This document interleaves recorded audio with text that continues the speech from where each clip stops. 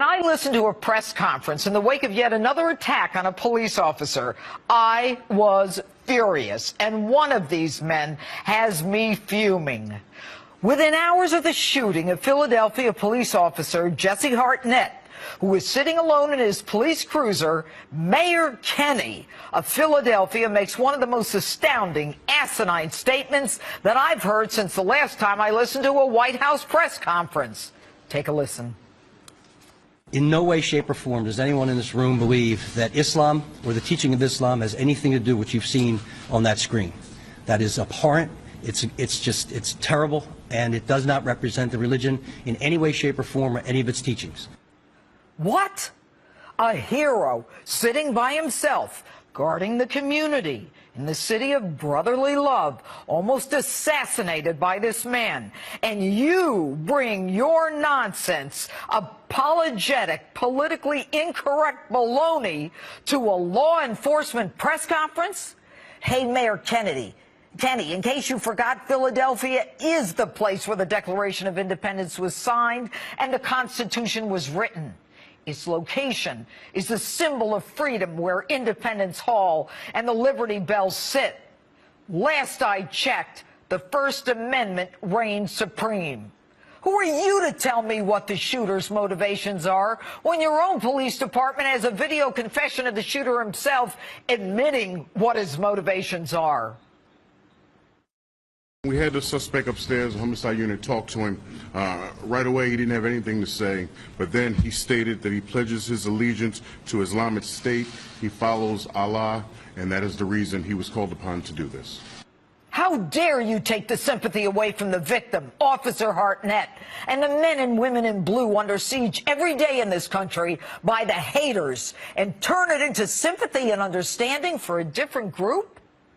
I don't need you to tell me or lecture me what I should be thinking because you want to suck up to the commander-in-chief. So how about you drop your liberal ideological nonsense and stop apologizing and start focusing on the threats to kill those in your department? And I don't know if you need to see an eye doctor, but the man is wearing Muslim garb. He has sworn allegiance to ISIS. He told the cops he did it for Allah and ISIS. His own mother says he's a devout Muslim. Are you stupid? And you're not alone in your stupidity. On December 17th, 70 Democrats in the House of Representatives introduced House Resolution 569. A resolution condemning violence, bigotry, and hateful rhetoric toward Muslims in the United States. Those congressmen and women resolved to express their condolences for the victims of anti-Muslim hate crimes. No mention of Christians and Jews. 2 weeks after the Islamic State-inspired massacre of Americans in San Bernardino, California. And add to that, Attorney General Loretta Lynch, within days of that massacre, expressing her greatest fear is anti-Muslim rhetoric that might lead to violence. All of this, folks, is a direct violation of the First Amendment right to free speech. Yes, offensive speech is protected. And need I remind anyone that the First Amendment reads, Congress shall make no law respecting the establishment of a religion or abridging freedom of speech. These folks don't seem to understand that they are violating our free speech rights under the First Amendment. Offensive speech is protected, and Congress is forbidden from promoting one religion over another. Now, I have feared for some time that Sharia law is already here. This resolution is an affront to the freedom of religion by prioritizing one over others. By the way, this resolution and the names of those who sponsored it are on my Facebook page. So, Mr. Mayor, stop mouthing off when you don't know the facts because you're pandering either to the White House and the political class that is taking us down this road. Why don't you start by offering your sympathies to Officer Hartnett, his family, and the families of those Americans killed in California? President for 6 years. And after this week's prayer breakfast, it all came together. It finally made sense to me. Barack Obama is comfortable with extremism. He's okay with it. He's nonplussed.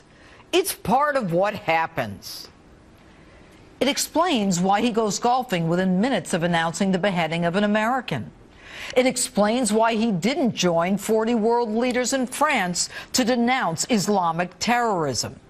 It explains why he doesn't attend certain funerals, why he does nothing about the wholesale slaughter of Christians in the Middle East, or the raping, beheading, crucifying, and burying alive of children there. Why he doesn't get excited about people who cross his red lines. And it explains why he so easily pivots to health care after announcing the burning alive of a coalition pilot. But back to the prayer breakfast. Take a look at this. And lest we get on our high horse and think this is unique to some other place, remember that during the Crusades and the Inquisition, people committed terrible deeds in the name of Christ. So this is not unique to one group or one religion. There is a tendency in us, a sinful tendency that can pervert and distort our faith. You know, the president's comments didn't make sense to a lot of people, including Joe Scarborough. You almost have to ask the question, where did he go to church? Where would he get such ideas from? You know, Joe, I'm so glad you asked that question. It took me back to this man whose church the president attended. No, no, no, not God bless America, God damn America, that's in the Bible for killing innocent people. Of course, that's a famous Reverend Jeremiah Wright, in whose pew the president sat for 2 decades. And what was that other thing? Get off our high horse? Are Americans on a high horse because we condemn the jihad of Islamic terrorists? Are you saying it's our turn? That we have it coming? Or that by pointing out centuries-old wrongdoing, you excuse the slaughter of innocents today? Mr. President, what's most interesting is that with the Crusaders, you so easily identify them as Christians. Why is it so hard for you to identify today's jihadi terrorists as Muslim? Throw a rock at Christians? No problem. But never speak of Islamic terrorists. Mr. President, aside from the obvious that was then and this is now, the Quran is interpreted by some as demanding jihad, the taxing or killing of non-believers, and a worldwide caliphate. And surprise, today's terrorists are beheading, imposing that same jizya tax, and in their march to create an even bigger Islamic State. Stop apologizing and stop pussyfooting around with this language dance. We get it. Not all Muslims are terrorists. It was Egypt, the country of 90% Muslim, that rose up against the jihadists who were also Muslim. Consider this. The first World Trade Center attack in 1993 by Muslims. The USS Cole bombers were Muslim. The Fort Hood shooter was Muslim. The shoe bomber was Muslim. The underwear bomber was Muslim. The Boston bombers were Muslim. The September 11th hijackers were Muslim. Mr. President, please identify what other violence is being committed against Americans in the name of any other religion. Or is it just coincidence? You know, you identify terrible deeds in the name of Christ. Why not identify terrible deeds in the name of Mohammed, the prophet of Islam? Calling Fort Hood workplace violence is a joke. People can't believe that that's how you categorize it.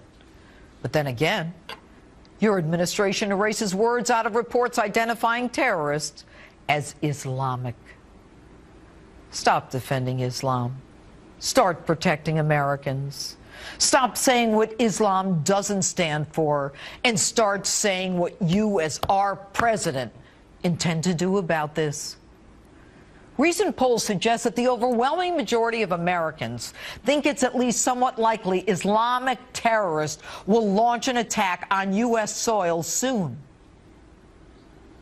But I believe you are so comfortable with extremism that you've lost an understanding of the danger to Americans. You boast a security policy of strategic patience. What are you waiting for?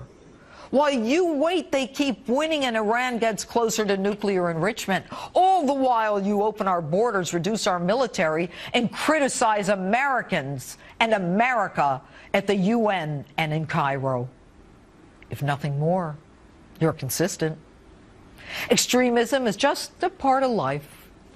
But the danger, your nonchalant attitude puts our entire nation in jeopardy. Just this week, your FBI director said that there were open cases looking into individuals who may be connected to ISIS in virtually every state but Alaska. In any given situation in history, people look to a leader when they are concerned. Your actions, your statements, your personal behavior suggest that none of this is a big deal. Even ISIS sees that Americans seem desensitized to beheadings. And so they move to the almost unimaginable, burning someone alive. Mr. President, Americans are angry and frightened. The impact on us is enormous. For many, the fear is overwhelming. I hate to think that the only solution that we have is to look forward to a real leader in 2016. And God, I hope it won't be too late. And that's my open. Tell me what you think on my Facebook page or Twitter at Judge Jeanine, #JusticeOpen. The outrage, though, continues over the comments President Obama made at that national prayer breakfast this week. Our commander-in-chief's ISIS Christian comparison drawing anger from religious leaders across the country. One of those leaders joins me now. He is the pastor John Hagee, the founder of the Cornerstone Church and the author of 38 books, his latest, 4 Blood Moons, on the New York Times bestseller list for 22 weeks. Good evening, Pastor. Your reaction to this week's prayer breakfast. Judge, it's a pleasure to be with you. My reaction to the president's remarks are very direct and simple. One, everything that he said about the Crusades and the Spanish Inquisition are true. The Crusades happened in the 1200s and they were called the Dark Ages. There were 7 Crusades in which the Crusaders marched from Europe into Jerusalem to kill the Jewish people. They put the sword at the throats of the Jewish people with a message of convert or die. The Spanish Inquisition was equally a story of horror. In the book, The Anguish of the Jews, Father Flannery describes how that thousands of Jews, at the direction of the inquisitors, were burned at the stake. Others were put on the torture rack. These were people that were eventually kicked out of Spain by King Ferdinand and Queen Isabella. So yes, horrible things have been done beneath the sign of the cross, and in this case, uniquely to the Jewish people. But why did the President of the United States take such pleasure in presenting such horrible facts of the past in the present? It's like comparing a fresh apple with a 1,000-year-old orange. America does not need a history teacher to tell us about ancient history. We need a commander-in-chief who is willing to declare that Islam, radical Islam, has as its intention to take down the free world. Pastor, that ISIS is evil. Why do you think that our commander-in-chief is reluctant to identify just what you said? I think he's reluctant to identify because he has announced that ISIS is dead. They're the junior varsity. They're not the Lakers. He has belittled them. He has repeatedly said the problem is over, when in fact the problem is becoming more exaggerated and more detrimental to the free world by the day. we have the king of Jordan coming to America asking for help. Why can't we have an FDR moment? The Lend-Lease program of FDR with Europe was giving them ships and planes and bombs and guns. Why can't we give bombs and guns and fuel to Jordan and let them fight ISIS? Why not arm the Kurds? The Kurds are pro-American. Yep. They want to fight. They are good fighters. Why not arm them directly instead of indirectly through Baghdad? If we would put those two together with just a little American help, ISIS would be on the run. But right now, we live in a world where America is a mockery. Our foreign policy is a disaster. Our friends don't trust us, and our enemies don't fear us. Pastor, quickly, how does Israel, our ally in the Middle East, survive when our president continues to negotiate with Iran over nuclear enrichment? The way that Israel survives is the way they always have. In the final analysis, they know they have to depend on themselves, because when push comes to shove, the nations of the world have never come to their aid. But I can say that Israel is fully prepared to defend themselves. When they say never again, they mean never again. They are not going to go like sheep to a slaughter a second time. They are going to defend themselves with an IDF that's fully trained, fully equipped, and they are ready to go. All right. Pastor John Hagee, thanks so much for being with us this evening. Thank you, Judge. All right. And, of course, the debate continues over America's strategy against ISIS, with the administration saying they're doing what needs to be done and their detractors saying we're losing the war. Take a listen. Nobody's letting off the gas. We're going to continue to put pressure on ISIL, regardless of these barbaric acts. What these acts do, however, I mean, they bring into stark relief just how despicable these people are. I hope this heinous crime finally leads us to put in place what thus far has been lacking, a comprehensive strategy to achieve the president's stated goal to degrade and destroy ISIL. Let there be no doubt, we still do not have a viable strategy to counter ISIL, and if you're not winning in war, you are losing. All right, and with me now is military strategist and Fox News contributor Colonel David Hunt. Good evening, Colonel. Hi. Look, we started airstrikes in September. All right, they're winning and we're losing. What does it take for America to win this war? You've got to unite the American people behind whatever we're trying to do. We haven't done that yet. There's no feeling in this country that we're actually at war. It's not in the press, not talking about it much. We're going to have to lead. We don't have any of that right now. We've got disparate countries, not very little on the ground. We've got only a couple of countries helping us in the air. I'm going to interrupt you. Sure. They've got 40,000. Jordan alone has 88,000. We've got the Kurds. We've got the Iraqi military. We've got, albeit 3,000 Americans on the ground. There's all kinds of support. UAE back in today. Why is this so hard? The armies you're talking about are not very good. Without our help, without us on the ground, without us doing logistics and intelligence and command and control, it can't be done. All right, so you're saying that we don't have the will. Is that what you're saying? Clearly we don't have the will, because this will take probably 10 to 20,000 American soldiers back in order to do this, and massive airstrikes. So the point I'm making is we have to lead, because the countries you're talking about have got large armies like Jordan, but they're not capable. They can't do any of this without our help. All right, I want you to look at a map because apparently ISIS isn't fighting a conventional war of what's called a war of position. And what we have here are these concentric circles. Why don't you explain to us what this is, what's going on over there? Yeah, this is a Sunni-led, these are very smart and deadly generals that are leading this. The dark one in the middle is the centerpiece of their conduct. That's where their capital and where Mosul is. That's how they're controlling it. The second circle is where they're launching attacks from. And the third, they've stationed units for control. They own as much territory as there is in Jordan with that 40,000. All right, so you're saying that this is the center, yep. Raqqa and Mosul, right. And this, Tikrit and Ramadi Fallujah is where they're doing some of their... They station their units there and running assaults from it. Okay, and...